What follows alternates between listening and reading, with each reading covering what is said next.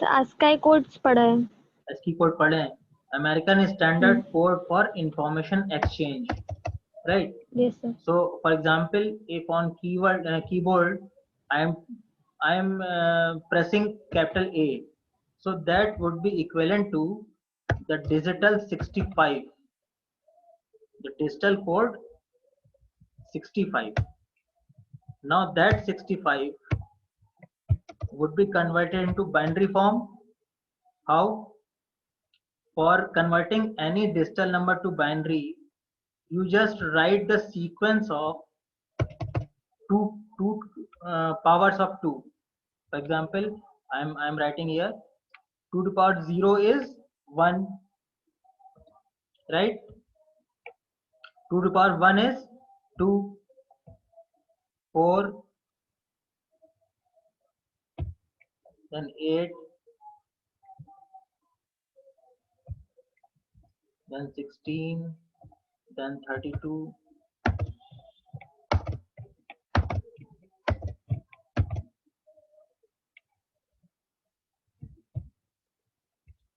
Right? These types of 2 to the powers, 2 raised to powers can be written, and for obtaining any number, you just have to add on the components. For example, for getting 65, I can write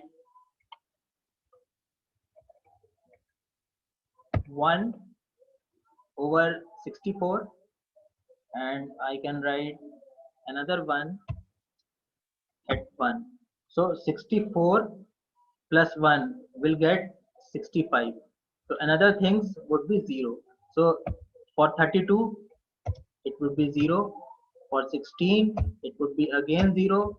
For 8, for 4, for 2. So this would be the binary equivalent of 65.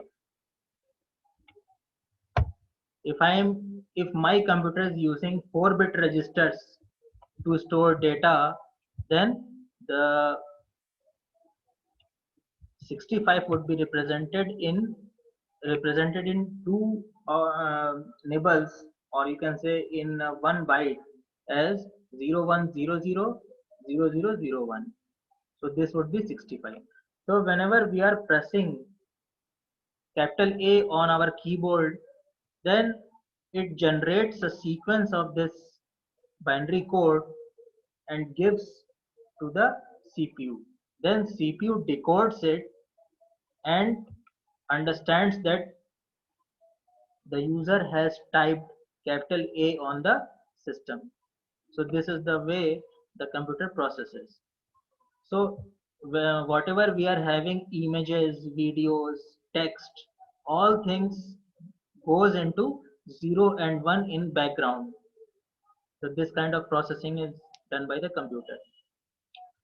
So we are having two things, instructions and data that can be traversed over the connections between the components, right? Small b is data rate, capital B is storage. Now these transfers are affected by a bus, and in last class I have told that there is multiple buses according to their name. At that time you might have not got the idea about what I was saying. So see this picture, a very simplest structure of the bus system will be like this. You are seeing a single horizontal line, bidirectional horizontal line, that could be understood as a single bus, main bus, or you can say system bus. With this system bus, various components are attached: input devices, output devices. See here, input and output lines are unidirectional, whereas memory and processor lines are bidirectional. That means data and instructions goes to and from memory and processor to the main system bus, whereas from main system bus, input and output devices communicate in unidirectional manner. So this is very simplest bus structure, but this kind of bus structure will perform very little number of functions. As I referred that at a grocery shop, you might need a computing system that could have operations of addition, subtraction, multiplication, division, percentage. That's it. So five things. So in digital things, the things go on 2 raised to the power form. So if I'm using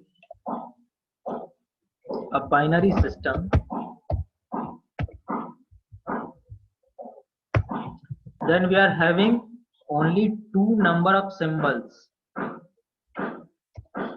two symbols. What are these two symbols? 0 and 1. When I am using octal system,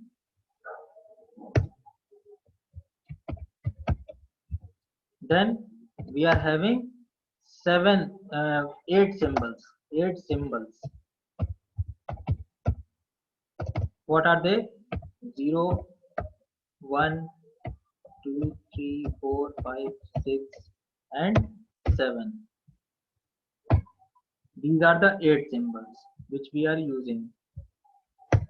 Now again we come to the hexadecimal.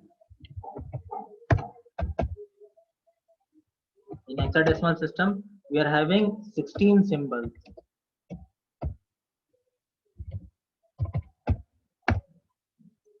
0 to 9 means 10 symbols. Then A to F 16, total 16. Total 16 symbols. 0 to 9 and capital A to F. Total 16 symbols we are using. So with these octal and hexadecimal systems,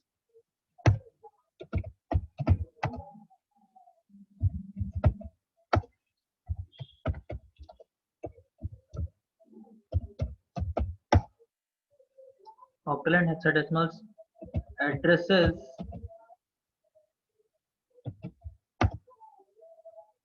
were represented. Which addresses?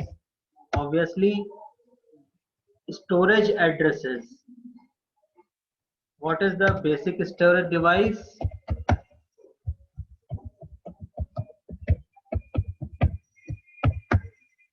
Flip-flop. Flip-flop is the basic storage device which stores 1 bit of information. Okay. Basic storage device is flip-flop. It stores exactly 1 bit of data. Secondly, I had told that there are registers which are combination of flip-flops. Right. So if I say that I am using a 16-bit register, means it is having 16 flip-flops.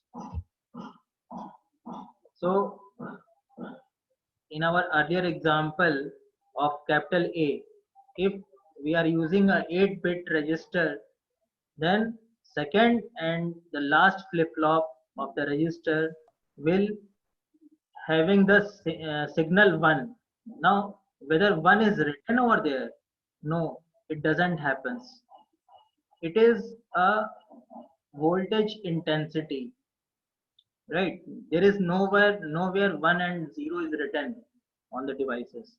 Basically, flip-flop can be given a potential, right?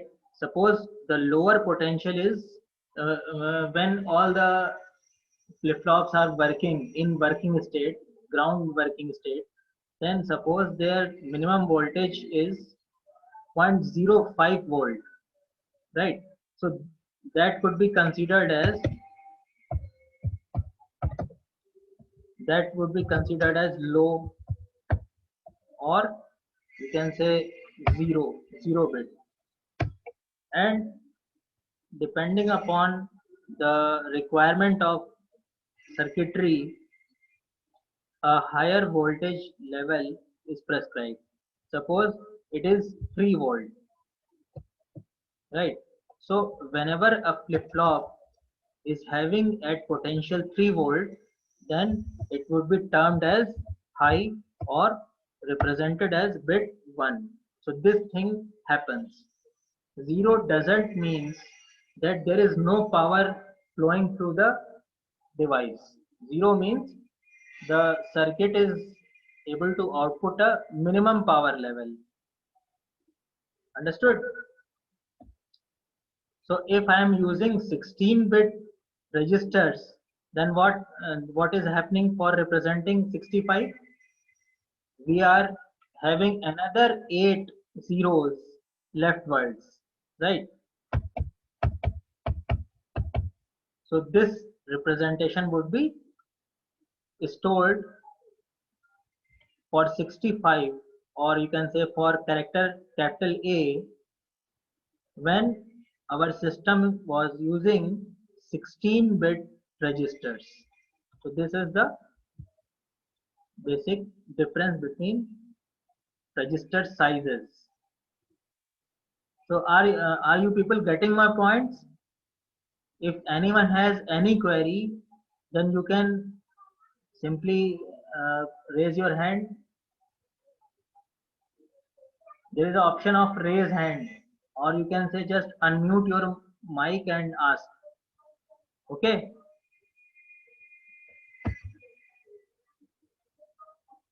Whether anyone has any question? No, sir. No. Okay. So there are some drawbacks with single bus structure, as I have shown here.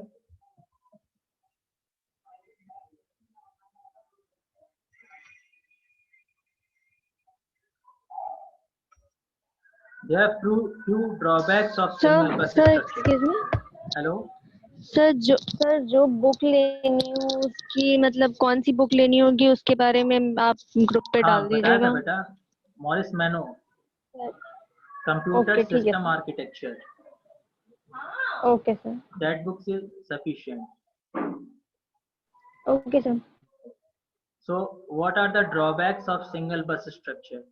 The devices connected to a bus widely vary in the speed of operation. Again, I am talking about the speed of operation. The speed of operation means the number of instructions that a particular device can handle per second. That is the speed, right? So some devices are relatively slow, such as printer and keyboard. Some devices are considerably fast. For example, optical device or your hard disk.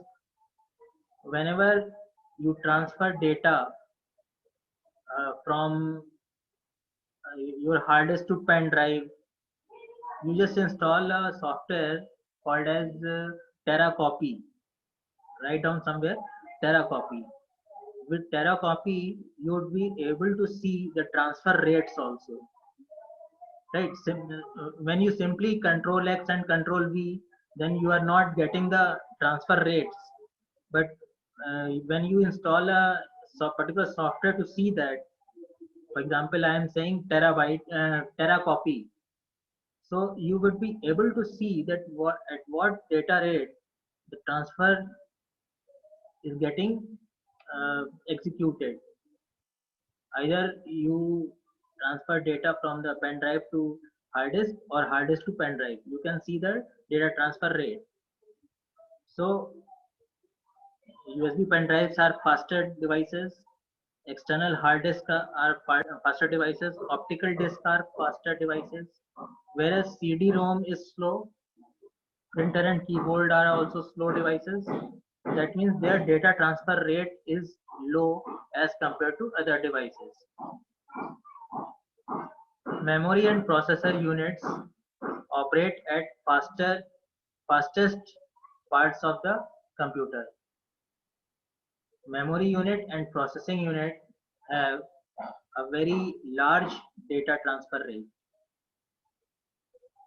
Efficient transfer mechanism is to be needed to universally modify the data rates, push up the data rates.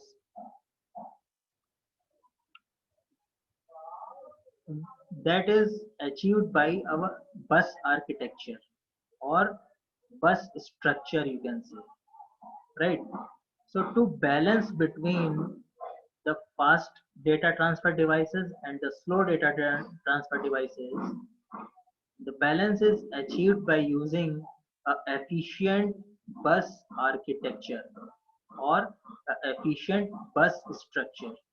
In single bus structure, we can't have efficient data transfer rate, so we use multiple bus structure, which we see in our next class by using the arbitration mechanism. Bus arbitration mechanism. There are three kind of bus arbitration: serial arbitration, parallel arbitration, and hybrid, or you can say dynamic arbitration. So just go through these topics a little bit from whatever book you are referring or internet notes. We'll discuss these things in next class. How efficient data transfer mechanism is controlled by bus architecture, right?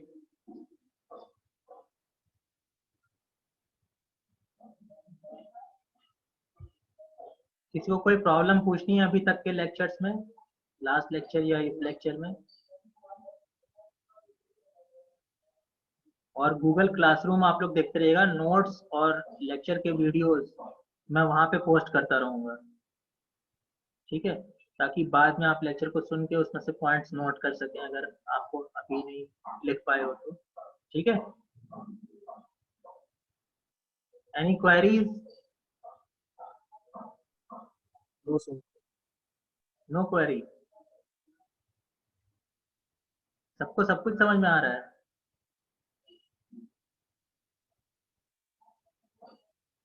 Though it is very unfortunate that we are facing this COVID situation and one-to-one correspondence in physical class is not possible, and even I don't know your faces, your names, so feel free to ask anything. Any question which comes in your mind, you can ask.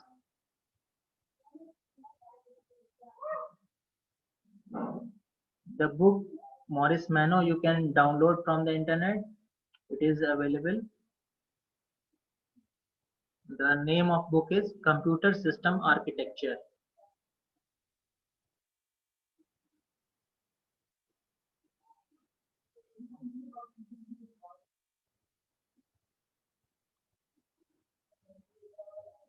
So replacing the single bus system, we can use two bus system, two bus structure, two different buses separately to deal with slow data rate devices and high data rate devices, which can improve the performance of data transfers between the devices, right?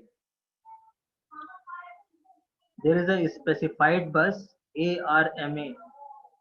ARMA bus belongs to this two bus architecture. So broadly we can say that bus architecture or bus structure is responsible for the data transfer efficiency between the devices of computer system, right?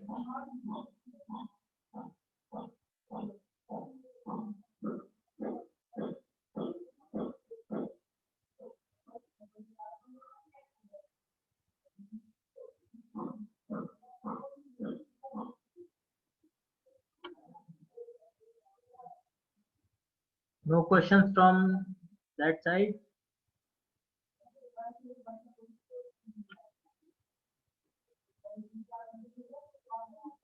Whether your first year results have been declared, na? Yes, sir. So who is the topper of the class? You have any idea?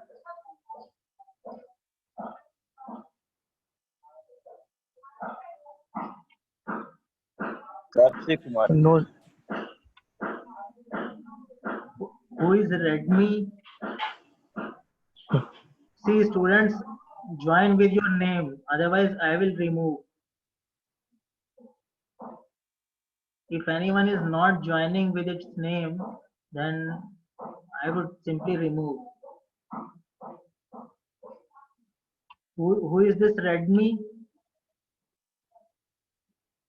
Just joined.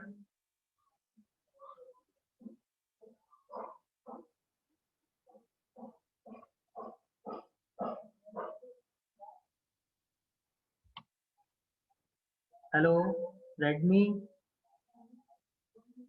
Who is this?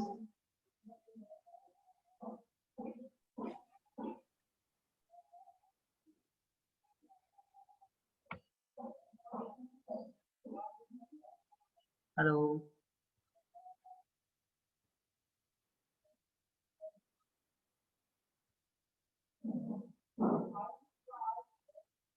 Okay, you have to join another class.